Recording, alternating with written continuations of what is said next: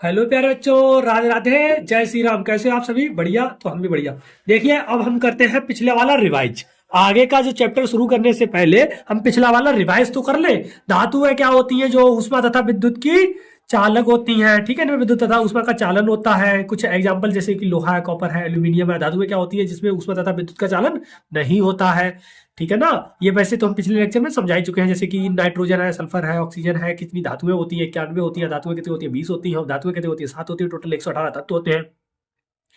Mercury एक द्रव होता है, ब्रोमीन एक द्रव है। मरकरी एक धातु होती है, ब्रोमीन क्या होती है? धातु होती है। सबसे कठोर जो धातु होती है वो कौन सी होती है? जैसे आयरन है, कॉपर, ठीक है, प्लेटिनम। ये कठोर धातुएं आदि। नरम धातुएं जैसे सोडियम है, जिनको हम क्या कर सकते हैं? काट सकते हैं। किससे? चाकू से। सबसे अधिक आघात वर्धनी है, जिसको हम पीट के खूब ज्यादा लंबा कर सकते हैं, चादर के रूप में बना सकते हैं, जैसे कि सोना हो गया है, चांदी हो गया है। ऊष्मा की सुचालक यानी कि जिसमें ऊष्मा प्रवाहित होती है, जैसे चांदी हो गया है, तांबा हो गया है। ऊष्मा की कुचालक जैसे कि लेड है, मरकरी है, बिस्मथ है, जर्मेनियम है, टाइटेनियम है। ये सभी क्या है? ऊष्मा की कुचालक। इनमें ऊष्मा क्या होती है? प्रवाहित नहीं होती है। सबसे अधिक तन्य धातु, सबसे अधिक तन्य धातु कौन सी होती है? सोना होती है, जिसको क्या कर सकते हैं हम? लगभग 1 किलो से 2 मीटर, 2 किलोमीटर लंबा तार बना सकते हैं। तन्य का मतलब क्या होता है? जिसको पीट कर तार के रूप में बनाया जा सके, यानी कि खींच के तार के रूप में बना लेते हैं, ठीक है, पिघलाकर। अब जैसे धातुओं तथा धातुओं में जो गुण थे इनके, वो हमने अंतर वैसे तो बहुत ही कर चुके हैं, ठीक है ना, कर चुके हैं। फिर हम क्या करेंगे आगे के? देखो क्या क्या बताए थे हमने धातुओं तथा अधातुओं के अंतर में। जैसे कि धातुएं क्या होती है? ऊष्मा तथा विद्युत की सुचालक होती हैं। अधातुएं ऐसा नहीं करती हैं, लेकिन एक एक अधातु ऐसी होती है ग्रेफाइट, जो ऐसा करती है। और कुछ ऐसी अधातुएं भी देखो, धातुएं भी होती है, जैसे कौन कौन सी हमारे पास है, देख लो। कौन सी धातु है?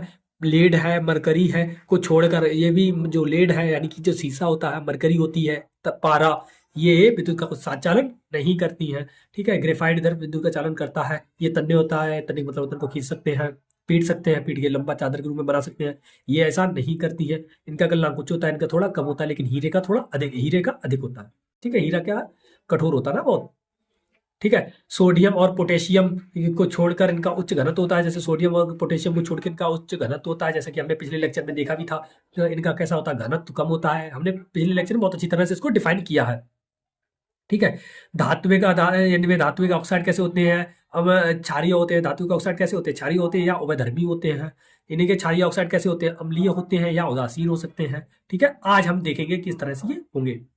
साधारण तापमान पर ठोस होती है, यानी कि साधारण ताप पे क्या होते हैं? ठोस होते हैं, जैसे कि मरकरी। मरकरी को लेकिन छोड़ देंगे, ठीक है। मरकरी कैसी होती है? सामान्य ताप पर लिक्विड फॉर्म में होती है, द्रव अवस्था में होती है। इसीलिए इसका प्रयोग देखो, आपने देखा होगा कि थर्मामीटर में किया जाता है। अब ये धातुएं क्या होती है? ठोस, द्रव, गैस तीनों अवस्था में पाई जाती हैं, जैसे कि हमने बताया भी था। अब इसके एग्जाम्पल जैसे कि लोहा है, कॉपर है, जिंक है, ठीक है, फास्फोरस, क्लोरीन और ऑक्सीजन और नाइट्रोजन, ये क्या है? सभी धातुओं के एग्जाम्पल्स हैं, ठीक है। ये हमने देखा था पिछले लेक्चर में। आज का न्यू लेक्चर जो होगा, आज का क्या होगा? धातुओं के रासायनिक गुण, यानी कि chemical properties of metals. Chemical properties का सबसे पहले मतलब समझते हैं। केमिकल प्रॉपर्टीज होती क्या है? देखो, केमिकल प्रॉपर्टीज होती क्या है, पहले हम ये बताएं, ठीक है।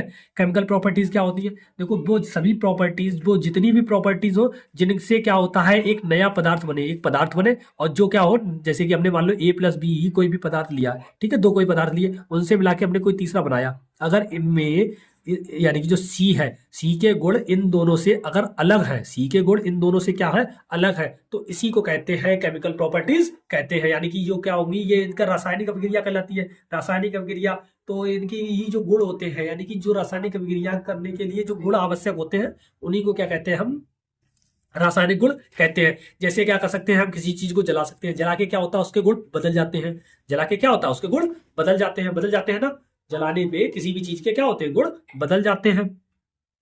तो हम जला सकते हैं, जैसे कि आपने देखे होंगे धातुओं को अगर जलाते हैं, धातुओं के दहन से क्या होता है कि धातु ऑक्साइड बनती है। धातु जलाई और जलती किसकी है? ऑक्सीजन की उपस्थिति में। धातु ऑक्सीजन की उपस्थिति में जल के क्या होता है? धातु ऑक्साइड बनाता है। जैसे कि आपने एग्जाम्पल भी देखा है, क्या होता है? जैसे कि देख लो, Mg+O2 इजिकल टू क्या होता है? 2MgO। जैसा कि हमने पहले ही चैप्टर में इसको पढ़ा है ना, पहले चैप्टर में, कि धातु की रिबन को जब ऑक्सीजन की उपस्थिति में जलाते हैं तो जब कोई मैग्नीशियम रिबन को जब मैग्नीशियम रेवन को ऑक्सीजन की उपस्थिति में जलाते हो तो मैग्नीशियम ऑक्साइड बनता है, जैसा कि हमने देखा था जिंक को अगर ऑक्सीजन की उपस्थिति में जलाते हो तो जिंक ऑक्साइड बनता है। जिंक है, ऑक्सीजन है, ये क्या है, जिंक है, ये ऑक्सीजन है, को जलाएंगे तो क्या बनेगा, जिंक ऑक्साइड बनेगा, ठीक है ना, जैसा कि हमने पिछले लेक्चर में बहुत अच्छी तरह से इसको देखा भी था। ठीक, आ देखो अब क्या करेंगे, जल से क्रिया। अगर मान लो पानी से अगर धातुएं क्रिया करती है तो क्या बनता है, अब देखो धातु हाइड्रोक्साइड और धातु हाइड्रोक्साइड और हाइड्रोजन गैस मुक्त करती हैं, यानी कि जो धातुएं हैं जल से क्रिया करने पे क्या करती हैं, धातु हाइड्रोक्साइड तथा हाइड्रोजन गैस को मुक्त करती है। देखो लिखा भी है, धातु है, जल है, धातु और जल जब मिलेंगे तो धातुएं के ऑक्साइड बनेंगे और हाइड्रोजन गैस मुक्त होगी, हाइड्रोजन गैस क्या होगी, रिलीज होगी।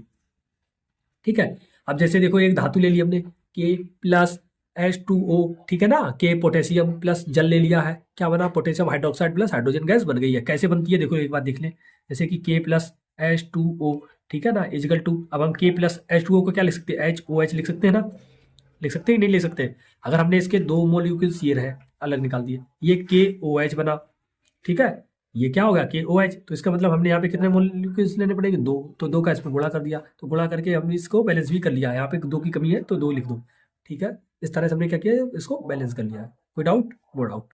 ठीक, अगला देख लो, ऐसे ही कैल्शियम का दिया गया है, कैल्शियम का, ठीक है। अब अम्लों से क्रिया, अगर मान लो कि धातुएं अम्लों से क्रिया करती हैं, धातुएं अम्लों से क्रिया करती हैं, जैसे कि मान लो HCl से क्रिया करेंगी तब भी क्या बनाएंगी, हाइड्रोजन गैस बनाएंगे, कैसे, NaCl, ये बन गया, इधर का Na इधर का Cl बन गया, बचे क्या, हाइड्रोजन H बची, तो H अकेली बचती नहीं है तो हाइड्रोजन गैस बची, ये क्या हो गई, हाइड्रोजन गैस हो गई। इस तरह से क्या बनती है कि धातुएं अम्लों से क्रिया करके ये हमारा लवण है और हाइड्रोजन गैस को मुक्त करती है। देखो वही लिखा है, क्या लिखा है, देखो लवण तथा हाइड्रोजन गैस बनाती हैं धातुएं, अम्ल प्लस धातु प्लस अम्ल इजकल टू लवण प्लस हाइड्रोजन गैस बनाई ना।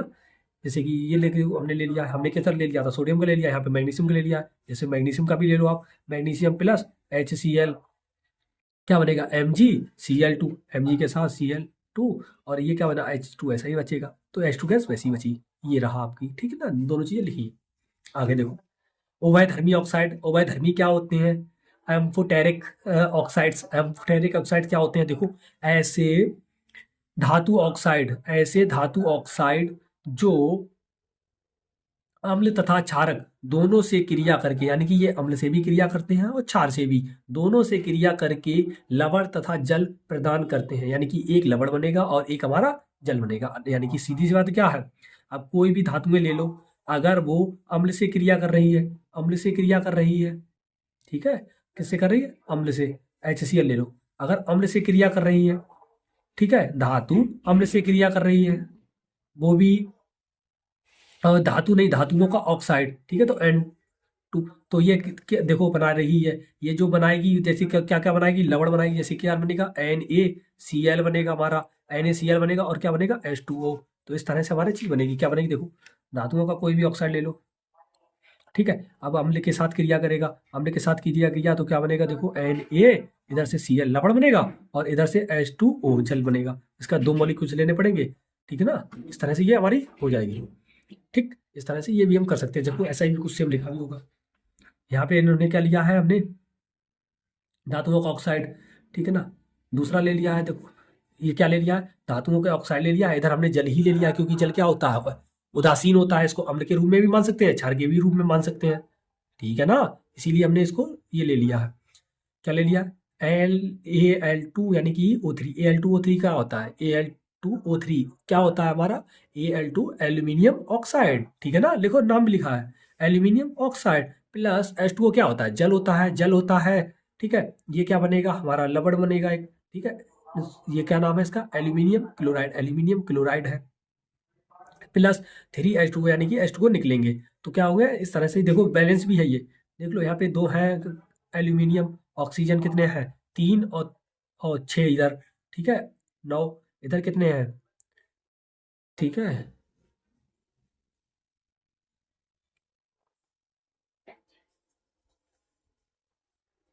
ये रिएक्शन, ये रिएक्शन गलत है, यहाँ पे एसिड लो, एसिड HCl होगा, यहाँ पे क्या होगा, HCl, ये रिएक्शन यहाँ की गलत है, ठीक है, गलत लिखी है, इसको सही करो, ठीक है, इसको सही कर लो, ये क्या होगा, HCl होगा, ठीक है। अब देखें, HCl 3 दूनी 6 6 6, ठीक है अब सही है, ठीक है ना।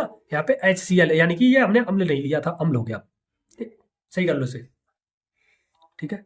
अगला देखो, एल्यूमिनियम ऑक्साइड प्लस 2NaOH, यानी कि ये क्या है, क्षार है, सोडियम हाइड्रोक्साइड है। एल्यूमिनियम ऑक्साइड का जब हमने दोबारा से किया तो क्या बनेगा, एल्यूमिनियम एल्यूमिनेट बना है। इसका नाम होता है NaAlO2, इसका नाम क्या होता है, सोडियम एल्यूमिनेट और प्लस जल, ये चीजें बनेगी, कोई डाउट, ये चीजें बनी है, ठीक है, जैसा कि हमने ये देखो समझाया, ठीक है। यहाँ पे हमने क्या ले लिया है, एक हमने ये लिया हमने धातु ऑक्साइड, ये क्या लिया, धातु ऑक्साइड लिया है। ये क्या लिया हमने, कोई भी एक अम्ल ले लिया है।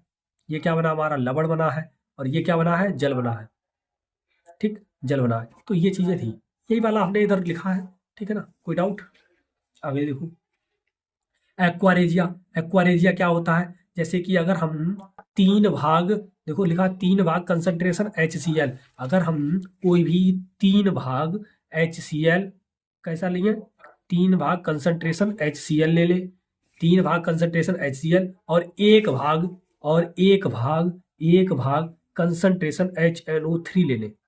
3 भाग अगर हम कंसंट्रेशन HCl हाइड्रोक्लोरिक एसिड और 1 भाग अगर हम नाइट्रिक अम्ल ले लें, अगर हम 1 भाग नाइट्रिक अम्ल ले लें, तो जो सॉल्यूशन बनता है उसी को हम क्या कहते हैं, एक्वारेजिया कहते हैं। उसी को क्या कहते हैं हम लोग, एक्वारेजिया कहते हैं। क्या कहते हैं उसे, एक्वारेजिया, ठीक है ना। और इसका प्रयोग कहाँ किया जाता है, देखो हम बताते हैं। इसका प्रयोग किया जाता है, सोना है, चांदी है, प्लेटिनम है, इनकी साफ करने में, ठीक है।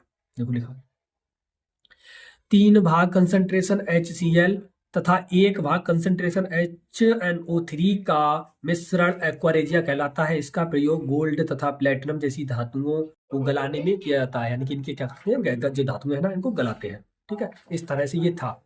अब जैसे देखो, धातुओं गुणों के आधार पर कुछ धातुएं, अधातुएं, अधातुएं नहीं, यहाँ पे धातुएं एवं अधातुएं सब चीजें हैं, कुछ पदार्थ, ठीक है, धातुएं भी हैं 1 2 इसमें लिखी है। जैसे देखो, आपको ये अगर आप चाहो ये याद करके किसी से क्वेश्चंस भी पूछ सकते हो, ठीक है ना, जीके आपकी अच्छी हो जाएगी। ये कंपटीशन लेवल के लिए भी बहुत अच्छी है। जो हम चीजें जितनी भी आपको करा रहे हैं, ये आपको कंपटीशन लेवल तक आपको ये बहुत फायदा पहुंचाएगी, ठीक है ना। ये क्या होगी, आपको कंपटीशन लेवल तक बहुत ही ज्यादा फायदा पहुंचाएगी। तो देखो, ऐसी धातुएं जिसे हथेली पर रखकर वे पिघलने लगती, जैसे ही हम हथेली पे रखेंगे तुरंत क्या होंगी, ये पिघलने लगेंगी, तुरंत क्या होंगी, ये पिघलने लगेंगी। तो उसका नाम क्या है, गैलियम है और सीजियम है, गैलियम है और सीजियम है, 2 है, ठीक है। ऐसी अधातु जो चमकीली होती है, अधातु, अब अधातु की बात करते हैं। यहाँ पे कैसी थी, धातु थी जो हथेली पे रखे पिघलने लगती थी, ठीक है, वो कौन सी थी, गैलियम और सीजियम। यहाँ पर अधातु की बात करता है, अधातु जो चमकीली होती है वो कौन सी होती है, आयोडीन, आयोडीन जिसका सिंबल क्या होता है, आई, क्या होता है, कैपिटल आई, ठीक है। और एक चीज बता दें, अगर हम खाली एक शब्द बोल रहे हैं तो इसका मतलब वो कैपिटल होगा, स्मॉल नहीं, ठीक है ना। अगर 2 एक साथ बोल रहे हैं, जैसे कि कॉपर CU, तो सी बड़ा, कैपिटल यू छोटा। अगर ZN, जेड बड़ा, एन छोटा, इस तरह से, ठीक है।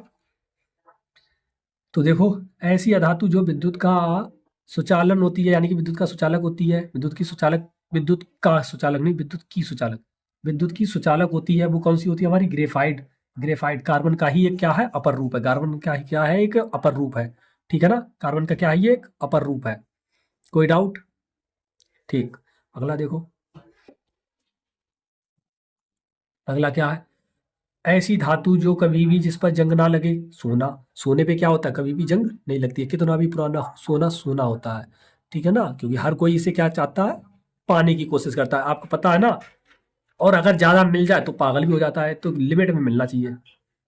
क्योंकि अगर आप लोगों ने सुना होगा, कनक कनक ते सौगुनी मादकता अधिका जा पाए बौराए जग जा खाए बौराए, यानी कि सोना और धतूरा दोनों क्या है, कनक ही कहा जाता है।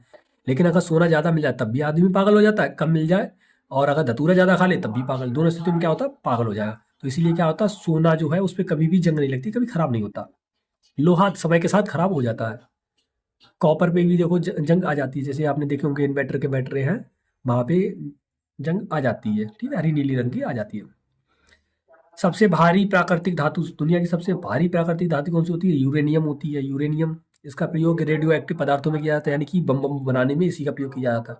अब कहना सर आपने बता दिया तो हम बम बनाएंगे, भाई मत करना, ठीक है। सबसे भारी धातु कौन सी होती है, यूरेनियम होती है, ठीक है, यूरेनियम होती है सबसे भारी धातु।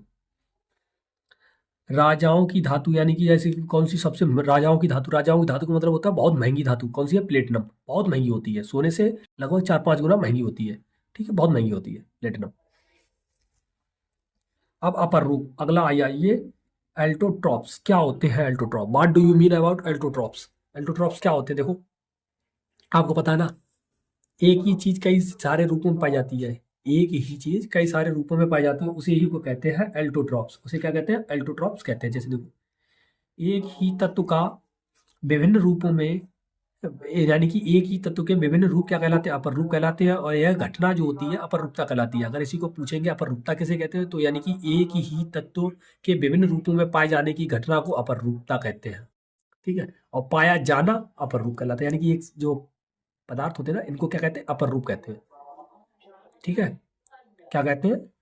एल्टो एलोट्रॉप्स क्या कहते हैं ना? एलोट्रॉप्स कहते हैं। ठीक है ना, कोई डाउट? No doubt. अब जैसे कार्बन के 3 अपर रूप होते हैं, जैसे कि कई सारे अपर रूप वैसे तो बहुत होते हैं, लेकिन हमने हमने मुख्य 3 लिखे हैं। कौन कौन से? हीरा लिखा, ग्रेफाइट लिखा, फुलरिन लिखा। हीरा भी क्या होता है आपको पता है ना? डायमंड, बहुत ही ज्यादा कीमती। ग्रेफाइट जो कि हमारी पेंसिल में ये हम जो चला रहे हैं, ये जो चल रहा है, ये क्या है? ग्रेफाइट है।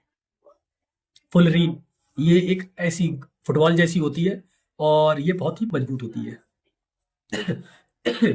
थोड़ी खांसी हो गई, ठीक है, बोलते बोलते दर्द हो रहा है गले में। ठीक है, बोलते बोलते गले में क्या होता है? दर्द होने लगता है। तो वही है। ठीक है, कई सारी काम करने पड़ते हैं ना। देखो अब जैसे कि अब अधातुएं, अधातुओं के बारे में हम बहुत कुछ सीख चुके हैं, धातुएं सीख चुके हैं। अब अधातुओं के रासायनिक गुण भी देख लें। अधातुओं के रासायनिक गुण, अब ये अधातुओं के जो रासायनिक गुण है ना, अब हम इस लेक्चर में तो देखेंगे नहीं, अब हम देखेंगे इनको अगले लेक्चर में। ओके ना, तब तक के लिए आप लोगों से क्षमा चाहते हैं। तो आप लोगों को हमारी तरफ से राधे राधे। और जिस किसी ने भी हमारी वीडियो को लोगों के पास शेयर नहीं किया भाई, शेयर कर दो। और कोई भी चैनल पर नया है तो चैनल को सब्सक्राइब कर दो भाई, सब्सक्राइब कर दो भाई। ठीक है ना, आप लोग सब्सक्राइब कर सकते हैं। अगर आपको वीडियो अच्छी लग रही है तब करना। ये भी है एक चीज़, अगर आपको ये अच्छी लगे वीडियो, तब आप लोग इसको सब्सक्राइब कर दें। अदरवाइज इसको सब्सक्राइब करने की कोई भी आवश्यकता नहीं। आप लोग वीडियो देखो, आपको मज़ा आएगा। ठीक है ना, ये है। और देखो, और अगर आपको इनमें किसी भी प्रकार का कोई भी डाउट है तो आप लोग हमें कमेंट कर सकते हैं। क्या कर सकते हैं? कमेंट कर सकते हैं। ठीक है ना, तो कमेंट कीजिए आप लोग। ओके ना, क्या कीजिए? कमेंट कीजिए। तो आप लोगों से तब तक के लिए राधे राधे, जय श्री राम। ठीक है ना, राधे राधे, जय श्री राम। ओके, जय हिंद।